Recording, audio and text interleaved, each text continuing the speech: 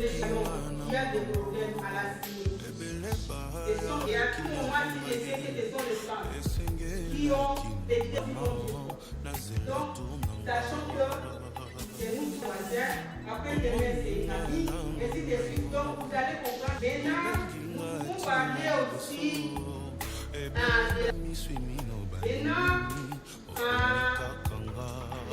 Moi, c'est M. Manuel Wolschläger. Je suis le représentant résident de la Fondation Friedrich Ebert ici en RDC. Aujourd'hui, lancement de l'atelier avec la SADC et vous avez appuyé. Pourquoi? Donc, d'un côté, nous, en tant que fondation proche du Parti social-démocrate en Allemagne, essayons d'appuyer et de promouvoir la démocratisation à travers presque 100 pays au niveau mondial. Et c'est ainsi que nous sommes très en faveur de la vulgarisation des principes de la SADC en matière électorale. Est-ce que vous avez des attentes ou c'est juste pour appuyer?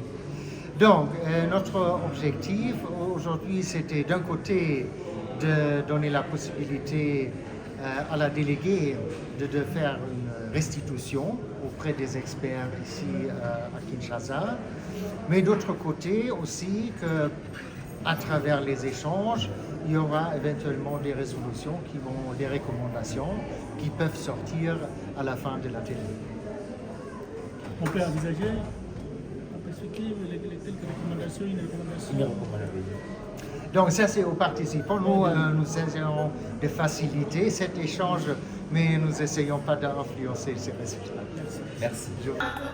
Intéressant plutôt le processus de l'électorat de phase de communication et pour assurer l'application des structures des démarches de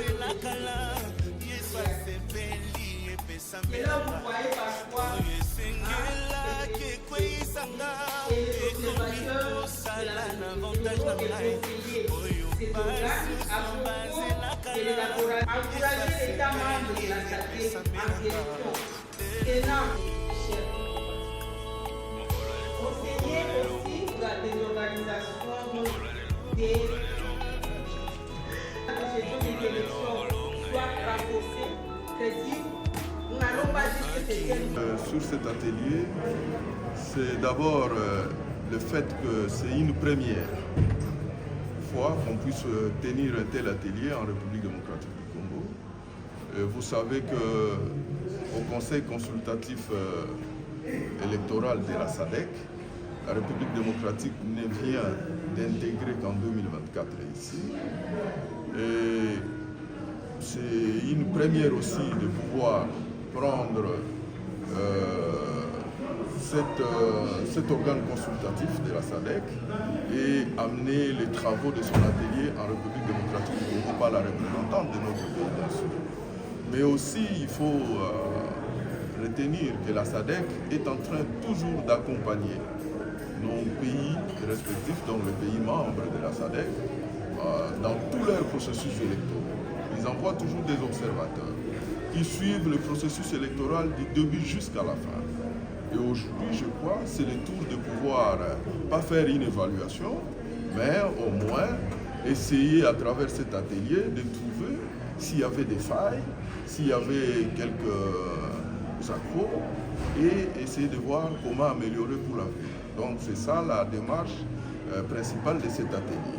Est-ce que le gouvernement et particulièrement les présidents de la République s'impliquent pour que le processus soit maintenu comme prévu? Je suis convaincu que le chef de l'État, son Excellence Félix Antoine Tshisekedi Tshilombo, c'est un homme de parole. D'abord, vous avez vu, avec son premier quinquennat, il a promis qu'il y aura élection à temps voulu et dans les délais constitutionnels. Cela a eu lieu. Et vous savez aussi qu'il a promis qu'il respectera la Constitution.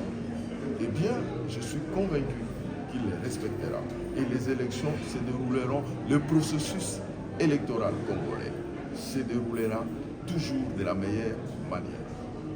Merci beaucoup. Nous ne pouvons pas passer ce qui a été comme erreur en 2006. Nous avons dit que nous sommes en train d'y aller en améliorant.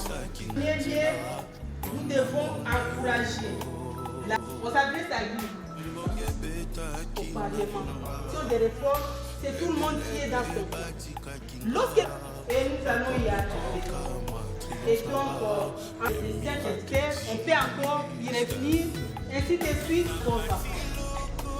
On a dit, on cherche.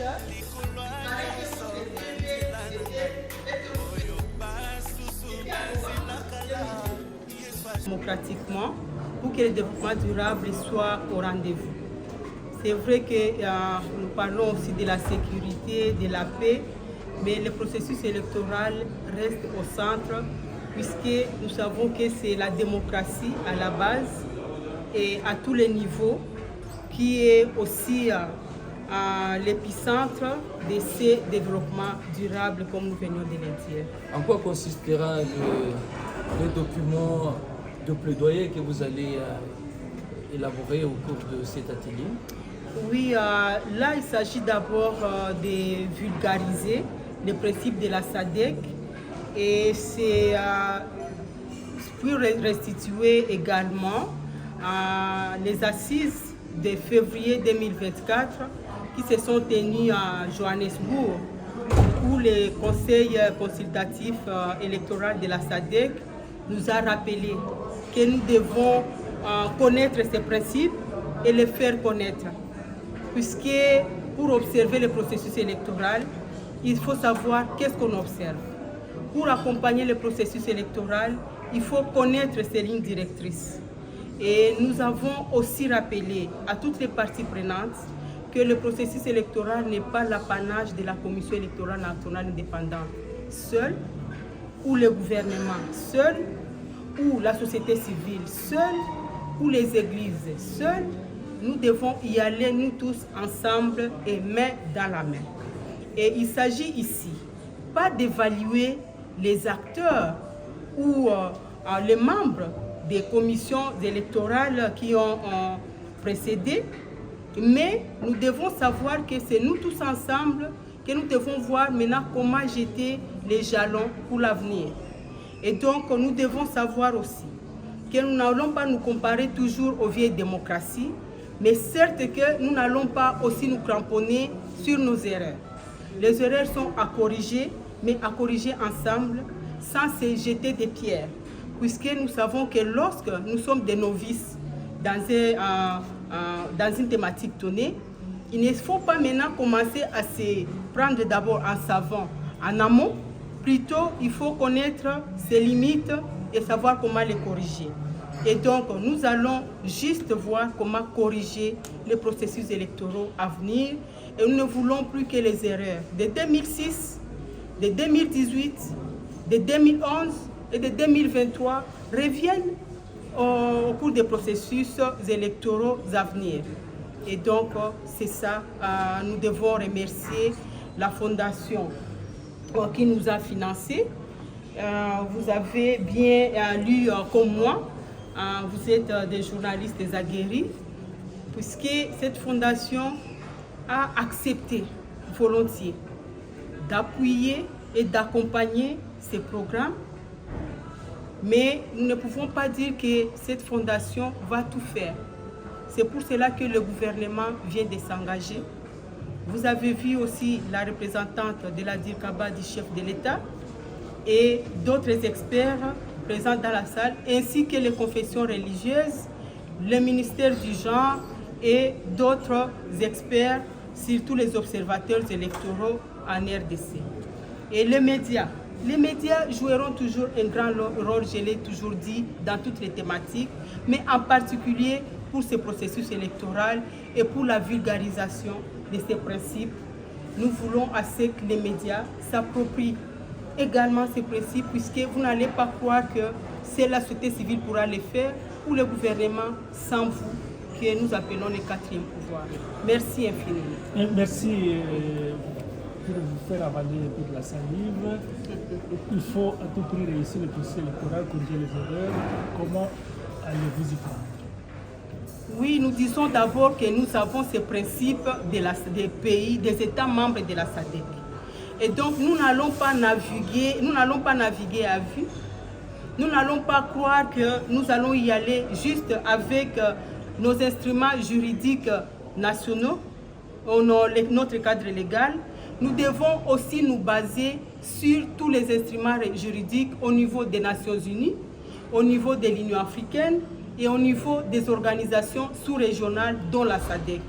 Et aujourd'hui, nous parlons de la déléguée du Conseil consultatif national et de la déléguée du Conseil consultatif électoral de la SADC qui représente la RDC. Et donc, c'est déjà un grand pas que nous puissions avoir déjà ces délégués au sein de cet organe. Donc, ça montre que déjà, nous pouvons y aller tout en sachant que nous n'y allons pas seuls. Nous y allons avec ces instruments juridiques à tous les niveaux. Et nous n'allons pas aussi oublier que nous avons les instruments que nous devons, le cadre légal que nous pouvons réformer. Et pour les réformer, il faut qu'il y ait des propositions qui viennent de nous tous.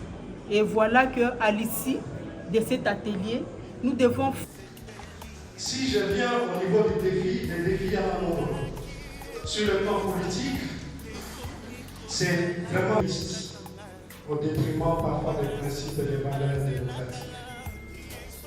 Et ce contexte, c'est dans lequel les différentes élections sont organisées. Je commence d'abord par peindre ce contexte mondial qui est devenu très agité. Les questions pratiques à Madagascar, les bonnes pratiques et les recommandations.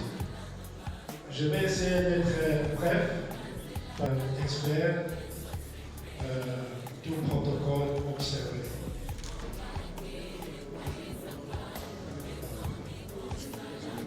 Les SIAC, au niveau international, et il va essayer de nous parler des expériences